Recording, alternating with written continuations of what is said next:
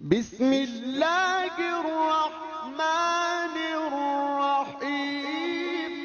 नहमदुहु व नसल्ली अला रसूलिहिल करीम, अम्मा बाद, फ़ऊज़ु बिल्लाहि मिनश शैतानिर रजीम, बिस्मिल्लाहिर रहमानिर रहीम। मैं हूं प्रोफेसर हकीम इसहाक़ सुल्तान और अपने यूट्यूब चैनल से आपको खुशामदीद कहता हूं।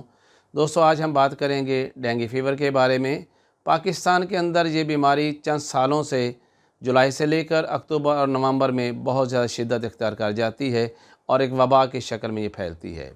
दोस्तों, ये बीमारी जो है एक वायरस की वजह से फैलती है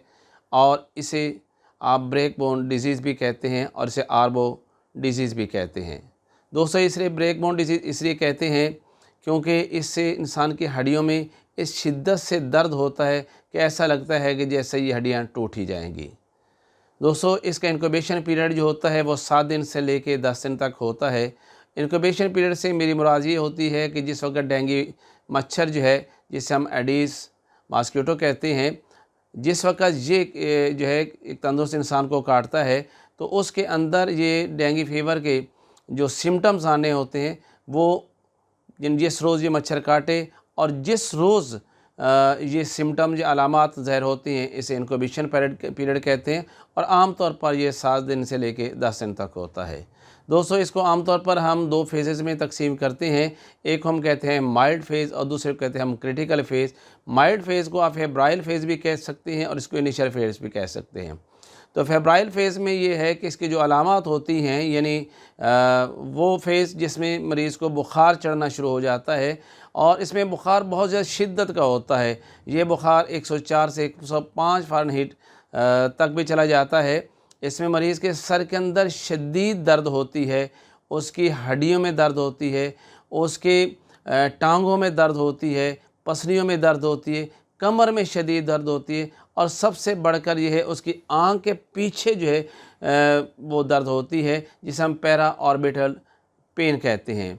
इसके अलावा उसके जिस्म के ऊपर रेड किस्म के स्पॉट आ जाते हैं और इसकी बुनियादी वजह ये रेड स्पॉट आने की जो मैं आपको अर्ज़ कर दूँ वो ये होती है कि जिस टाइम वायरस ये डेंगू वायरस जो है, जिसे जब जिस्म में दाखिल होता है तो हमारे कैपरीज़ के अंदर जब जाता है और कैपरीज़ हमारी स्किन के बिल्कुल ऊपर होती हैं। जब कैपरीज़ के अंदर ये वायरस जाता है तो इनको किल करने के लिए हमारे WBC जो हैं, यानी ल्यूकोसाइट्स हैं, वो भी इसके साथ ही उस जगह पर पहुँच जाते हैं और फिर जब इस जगह पर ये एक्यूमुलेट हो जाते हैं तो उसकी वजह से हमारे स्किन के ऊपर रेड स्पॉट आना शुरू हो जाते हैं। दोस्तों, ये वो चीज़ें, वो अलामात होती हैं जो बड़ी माइनर सी होती हैं और अक्सर हम देखते हैं कि वो शख्स जिसको फ़र्स्ट टाइम जो है अगर ये डेंगू फीवर जो है हो रहा होता है, जिसका वायरस ने अटैक किया होता है, सपोज़ अगर वो 4 लोगों का है जिनको फ़र्स्ट टाइम जो है डेंगू जो अटैक कर रहा है, तो उसमें 3 जो होते हैं वो तो बिल्कुल एसिम्प्टोमेटिक होते हैं, उनमें कोई सिम्टम नहीं आता और पता भी नहीं चलता कि उन्हें डेंगू वायरस ने अटैक किया था और वो आराम के साथ जो है वो क्लियर भी कर जाते हैं। लेकिन एक पेशेंट उनमें ऐसा ज़रूर होता है जिसे हम कहते हैं कि वो 6 सिम्टम देता है और वो भी आलमोस्ट तकरीबन 7 दिनों के अंदर भी क्लियर हो जाता है। लेकिन अगर खुदा न खासा ये जो है दोबारा अटैक कर दे डेंगू वायरस इंसान के ऊपर, तो फिर ये सिम्टम बहुत ज़्यादा क्रिटिकल हो जाते हैं। क्रिटिकल से मुराद ये होती है कि इसमें मरीज़ को बुखार जो होता है वो बहुत तेज़ हो जाता है।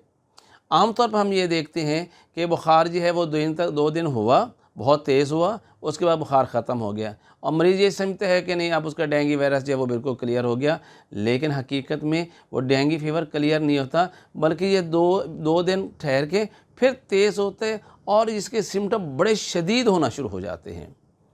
इसमें सबसे पहले क्या होता है, अगर मरीज़ का जो है वो हम CBC प्रोफाइल चेक करवाएं, हम इसका ब्लड कंप्लीट टेस्ट करवाएंगे तो 2 चीज़ें हमें इसमें बहुत ज़्यादा नज़र आती हैं। एक होती है ल्यूकोपीनिया, जिसका मतलब ये होता है ल्यूकोसाइट्स, और पीनिया का मतलब है कि रिड्यूस इन नंबर। मतलब ये है कि ल्यूकोपीनिया का आपके खून के सफ़ेद ज़र्रात के अंदर कमी वाक़या हो जाना। नॉर्मल हालात के अंदर जो ये 4000 से लेकर 10,000 तक होते हैं, लेकिन जब डेंगू वायरस इंसान के जिस्म में दाखिल होता है तो वो ये इसको रिड्यूस कर देता है। इसके साथ एक और जो क्रिटिकल जो हम इसमें देखते हैं CBC के अंदर रिपोर्ट में, वो है थ्रोम्बोसाइटोपिनिया। थ्रोम्बोसाइट का मतलब होता है प्लेटलेट्स, जैसे मैंने पीनिया का मतलब बताया आपको, अपनी तादाद में कम होना, यानी प्लेटलेट्स का कम हो जाना। ये कब होता है? 4 दिन से लेकर 7 दिन तक, पहले 4 दिन के अंदर CBC रिपोर्ट में ये चीज़ नहीं आती, लेकिन 4 दिन के बाद जब अलामात बहुत शिद्दत इख्तियार कर जाती हैं, जब बहुत ज़्यादा क्रिटिकल हो जाती हैं, तो उस वक्त जो है ब्लड प्रोफाइल के अंदर ये 2 चीज़ें हमें मिलती हैं। दोस्तों, ये प्लेटलेट्स जो है वो कम होते क्यों हैं?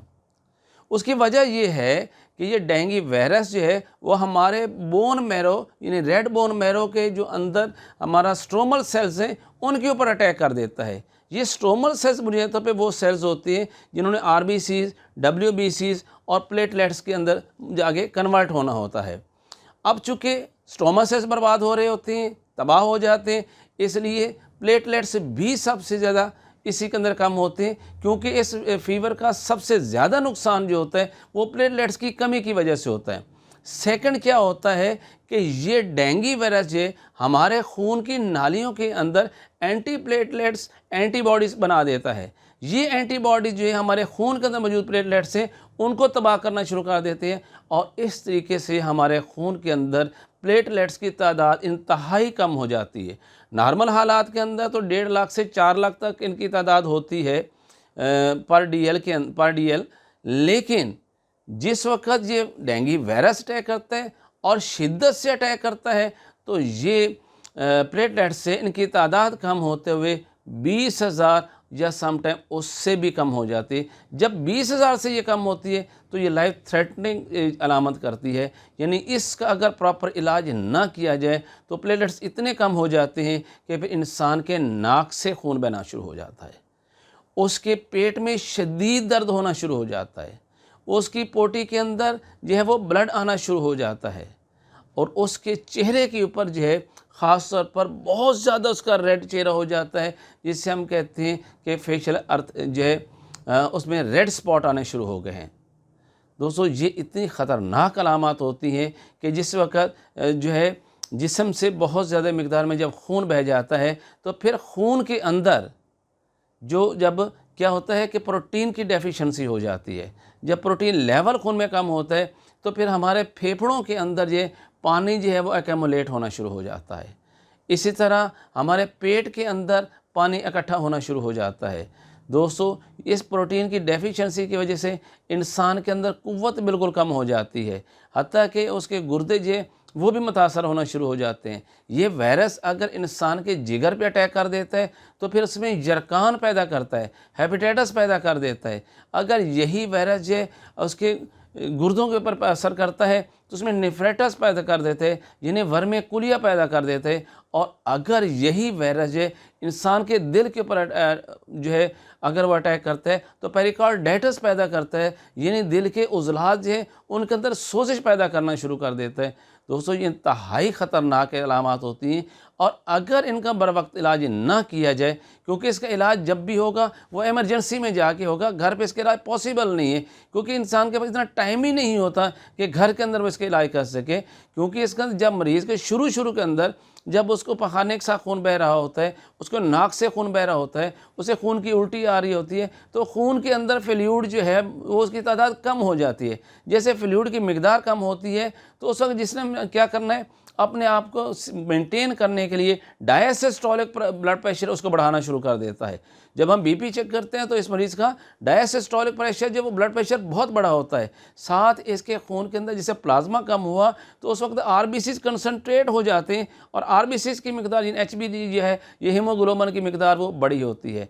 लेकिन ये दोनों शुरू में तो ऐसा होता है, लेकिन जैसे ही मैंने बताया जिस्म के अंदर से फ्लूइड बहुत कम हो गया, पानी का अखराज बहुत ज़्यादा हो गया, तो फिर क्या होता है कि मरीज़ के यकदम जो है BP गिरने लगता है, उसका सिस्टोलिक ब्लड प्रेशर जो है वो लो होना शुरू हो जाता है, और समटाइम वो इतना लो हो जाता है कि इंसान जो है वो शॉक में चला जाता है, यानी वो कोमे के हालत में चला जाता है, वो बेहोशी की हालत में चला जाता है। अगर उस वक़्त बर वक्त मरीज़ का इलाज ना किया जाए, उसको प्लेटलेट्स पूरे ना कर दिए जाएँ तो ब्लीडिंग रुकती नहीं है। उसको बाहर से अगर जो है फ्लूइड जो है उसको ना दिया जाए, उसके खून में फ्लूइड पूरा ना किया जाए,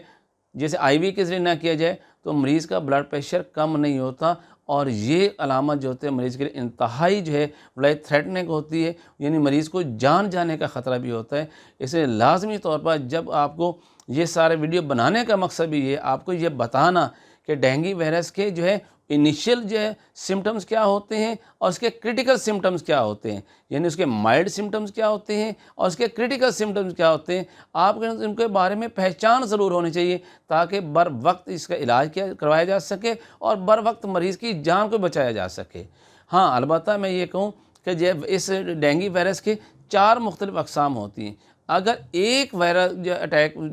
डेंगू वायरस के अटैक से इंसान बच जाता है तो उसको याद रखें, ये नहीं समझना चाहिए कि उसे दोबारा डेंगू वायरस अटैक नहीं करेगा। भाई वो करेगा, लेकिन पहले जिस वायरस ने अटैक किया वो नहीं करेगा, क्योंकि उसके खिलाफ तो जिसमें एंटीबॉडीज़ पैदा हो चुकी है।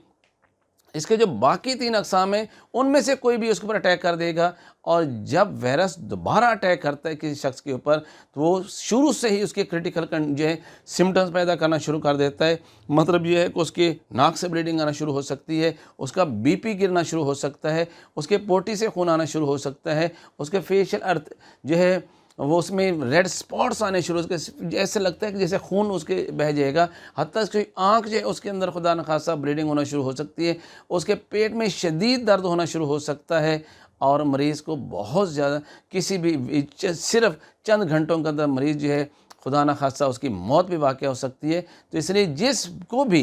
सेकंड टाइम जो है डेंगू वायरस का अटैक होता है उसे फ़ौरी तौर पे इमरजेंसी जाना पड़ेगा। हाँ, मैं ये बता दूं कि वो ख़वातीन जो प्रेग्नेंट हैं, अगर उनके ऊपर डेंगू वायरस का अटैक हो गया है तो उसका असर उसके बच्चे के ऊपर भी होता है। लेकिन अगर माँ जो है उस डेंगू वायरस के अटैक से बाहर निकल आती है, मतलब ये कि उसके अंदर एंटीबॉडीज़ बन जाते हैं और वो ठीक हो जाती है, तो ये एंटीबॉडीज़ माँ से प्लेसेंटा के ज़रिए बच्चे के अंदर भी ट्रांसफ़र हो जाते हैं। बच्चा जब डिलीवर होता है तो उसे 12 हफ्ते तक डेंगू वायरस बिल्कुल अटैक नहीं करता, क्योंकि 12 हफ्ते तक उसके जिस्म के अंदर मलेरिया के ख़िलाफ़ एंटीबॉडीज़ मौजूद होती हैं। लेकिन 12 हफ्ते के बाद अगर उसके ऊपर जो है वो डेंगू वायरस का अटैक होता है तो बच्चों के ऊपर इसका अटैक बहुत शदीद होता है और ये जानलेवा भी होता है। इसी तरह वो ख़वातीन जो प्रेग्नेंट हैं लेकिन अभी डिलीवरी के बिल्कुल नज़दीक हैं और उस वक्त डेंगू वायरस उनको अटैक कर देता है, तो ये डेंगू वायरस प्लेसेंटा से बच्चे के अंदर भी जो है वो ट्रांसफ़र हो जाता है और डिलीवरी के फ़ौरन बाद बच्चे के ऊपर जो है डेंगू वायरस के तमाम सिम्टम्स जो हैं वो आना शुरू हो जाते हैं। और जैसे मैंने पहले बताया कि बच्चों के ऊपर जो अटैक जो होते हैं बहुत ही शदीद होते हैं और इसलिए फ़ौरी तौर पर इसका इलाज करवाना पड़ता है, इसे इमरजेंसी में जाना पड़ता है, इसे प्लेटलेट्स लगवाने पड़ते हैं, इसको आज जो है WBC की मिकदार को बढ़ाना पड़ता है। तो ये सारी चीज़ों को मैनेज करना पड़ेगा। इसको दोस्तों कभी भी आपने जो है हल्का नहीं लेना, इसे लाजमी तौर पर इसके एक एक सिम्टम के ऊपर आपने जो है वो लाजमी तौर पर रखना है, ध्यान रखना है। तो दोस्तों इसका सबसे इलाज की जब आप बात करें, सबसे बेहतर इलाज तो ये है कि इसके काटने से बचें। मतलब ये है कि आपको पता है कि ये डेंगू वायरस है, एक तो साफ़ शफाफ पानी के अंदर ये अपना लार्वा देता है, अपने अंडे देकर वहाँ से लार्वा पैदा होता है। इसलिए आपने जो भी पानी रखना है उसको ढाँप के रखें, और जो गमलों का पानी है या परिंदों का पानी का जो बर्तन है उनमें से पानी को 1 दिन के बाद गिरा देना चाहिए। आप अपने जिस्म के ऊपर जो मॉस्किटो जो रिपेलेंट लोशन है वो लगाएं। अपने दरवाज़ों के आप जो है सामने जो है वो जालीदार जो है वो आपने पर्दे लगाने हैं। बच्चों को और बड़ों को जो है ख़ास तौर पर आपने मच्छरदानी जो है उसके इस्तेमाल करना है, और जिन जगहों पर पानी खड़ा हो फ़ौरी तौर पर उसको बंद करवा देना चाहिए, क्योंकि इलाज बाहर के परहेज़ जो है वो इलाज से बहुत बेहतर होता है। अगर हम इसकी तिब के बारे में बात करें तो तिब में हम ये देखते हैं कि इसके सबसे क्रिटिकल जो सिम्टम आता है वो क्या था, वो ये था कि इसके अंदर जो है वो प्लेटलेट्स कम हो जाते हैं। प्लेटलेट्स कम होने का मतलब क्या होता है कि खून पतला हो जाता है। तो तिब इसके बारे में ये मानती है कि खून पतला सफरा की ज़्यादती से होता है। इसलिए जब भी मरीज़ के अंदर जो है वो गुद्दी उज़राती तहरीक होगी, कशरी उज़राती तहरीक होगी, सफरा की ज़्यादती होगी, जिगर के अंदर सोजिश होगी, तो ऐसे मरीज़ों के ऊपर हमेशा डेंगू अटैक करेगा। अगर इसके इब्तदाई तौर पर जब हमें पता है और सिम्टम्स का हमें पता चल रहा होता है कि इसके मरीज़ को जब भी डेंगू वायरस का अटैक होता है तो उसके मरीज़ को जिस्म में बेतहाशा दर्द होता है, उसके सर के अंदर बहुत दर्द होता है, उसे उल्टियाँ आ रही होती हैं, और हत्ता कि उसके चेहरे के ऊपर, उसके जिस्म के ऊपर जो रेड रैशेस बन रहे होते हैं। तो ये सारे सिम्टम्स बड़े क्लियर बता रहे होते हैं कि इस मरीज़ को डेंगू वायरस का अटैक हो चुका है। लेकिन अभी ये इब्तदाई अलामात होती हैं, अभी ये माइल्ड सिम्टम्स होते हैं, अभी ये इनिशियल स्टेज होती है। अगर हम इनिशियल स्टेज के बाद तिब के मुताबिक इसका इलाज करेंगे तो यकीन जानिए कि ये क्रिटिकल सिम्टम्स आते ही नहीं हैं, क्योंकि हम सफ़रा को जिस्म से ख़ारिज कर देते हैं और डेंगू वायरस को वो माहौल ही प्रोवाइड नहीं होता जिसमें वो अपने आप को मल्टीप्लाई कर रहे हैं, जिसकी वजह से वो क्रिटिकल सिम्टम्स पैदा कर सके डेंगू वायरस है। तो दोस्तों इसके लिए बड़ा ही सादा और आसान सा फार्मूला है जो मैं आपकी नज़र करता हूँ। आपको जैसे ही खुदा न खास्ता ऐसी चीज़ें डेंगू वायरस के सिम्टम्स हैं, सर्दी शदीद लग रही हो, सर में शदीद दर्द हो रहा हो, आँखों के अंदर शदीद दर्द हो रहा हो और चेहरे जिस्म के ऊपर जो जल्द के ऊपर जो रेड रैशेस आ रहे हो, तो समझ लीजिए ये डेंगू वायरस है और आपने इसका इलाज ये करना है जो मैं आपको बता रहा हूँ। क्योंकि क्रिटिकल कंडीशन में अगर आप चले जाएंगे तो फिर शायद ये इलाज कारगर साबित नहीं होगा, क्योंकि उस वक्त मरीज़ को इसके अलावा बहुत सारी चीज़ों की ज़रूरत होती है। उस वक्त हम मरीज़ को कभी भी अपने क्लिनिक के ऊपर, अपने मतलब के ऊपर अद्वियात नहीं देंगे। उस वक्त हम फौरी तौर पर इसे इमरजेंसी में रेफ़र करना पड़ेगा, क्योंकि फौरी तौर पर अगर प्लेटलेट्स पूरे ना किए गए तो मरीज़ को इतनी ज़्यादा ब्लीडिंग हो सकती है कि खुदा न खासा उसकी मौत हो जाएगी। उसको ऑक्सीजन की कमी हो सकती है, क्योंकि उसके ब्लीडिंग ज़्यादा ज़ाया होने की वजह से उसके आरबीसीज़ कम हो जाते हैं, मरीज़ को सांस लेना में बहुत दुश्वारी हो रही है, उसका बीपी इतना गिर जाता है और जो दोबारा वापस अपने नॉर्मल पे लेवल पे नहीं आता। इसलिए दोस्तों मैं आपको यही कहूँगा, क्रिटिकल कंडीशन तक इस मरीज़ को मत पहुँचने दें। शुरू से ही ये नुस्खा जो मैं आपको बता रहा हूँ ये आप इस्तेमाल करवाइए, प्लस मैं आपको जो इसकी ग़िज़ा बताता हूँ वो इस्तेमाल करवाइए, तो इंशाल्लाह आप देखेंगे कि मरीज़ जो है, जो डेंगू का मरीज़ है वो क्रिटिकल कंडीशन की तरफ जाएगा ही नहीं। उसमें बड़ा सादा सा फार्मूला है। एक तो है हल्दी, मुलट्ठी, सौंफ, तीनों चीज़ें बराबर वज़न में ले लें। 1 ग्राम सुबह, 1 ग्राम दोपहर को और 1 ग्राम शाम को लें। और इसके साथ दूसरी जो दवा है वो है सुहागा बिरियाँ,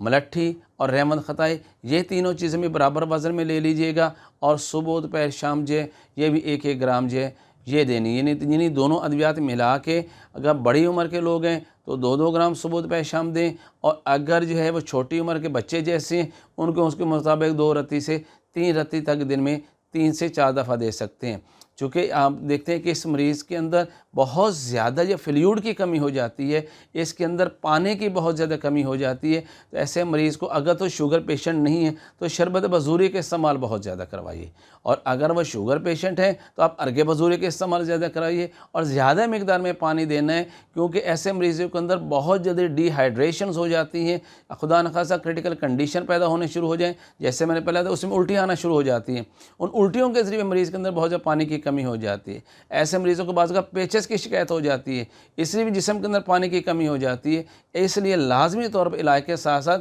शरबत बजूरी का इस्तेमाल करवाएं या अर्के बजूरी का इस्तेमाल करवाएं, और पानी की मिकदार को बाहर के ज़्यादा से ज़्यादा इस्तेमाल करना चाहिए। तो दोस्तों मुझे उम्मीद है कि आपको मेरी ये वीडियो से डेंगू वायरस के बारे में मुकम्मल तौर पर जो है वो नॉलेज भी मिला होगा, इसकी अलामात भी आपको बिल्कुल अच्छी तरह समझ आ रही होंगी, और तिब इसके मुताबिक जो इलाज करते हैं उसकी बुनियादी वजह मुझे बताती है कि जिस वक्त मरीज़ के प्लेटलेट्स कम होते हैं दरअसल उसके अंदर सफ़रा की ज़्यादती होती है। यही वजह है कि डेंगू पेशेंट के क्रिटिकल कंडीशन में हम आके देखते हैं कि उसको पीला जरखान हो जाता है। ये अलामात जो है वो बढ़ते बढ़ते एंड पे हमारे सामने आती हैं। अगर शुरू से ही हम इसे जिगर की मर्ज़ समझ लें, इसे सफ़रा का मर्ज़ समझ लें, इसे खुद उज़राती तहरीक का मर्ज़ समझ लें, इसे कशरी उज़राती तहरीक का मर्ज़ समझ के इलाज करें, तो दोस्तों ये वायरस जो है उसको पनपने का मौका ही नहीं मिलेगा और मरीज़ जो है वो क्रिटिकल कंडीशन की तरफ जाएगा ही नहीं। अगर आपको मेरी ये वीडियो पसंद आए तो आप इसे ज़रूर लाइक कीजिए, सब्सक्राइब कीजिए, अपने दोस्तों को फॉरवर्ड कीजिएगा। Professor Hakim Ishaq Sultan from Lahore, Pakistan.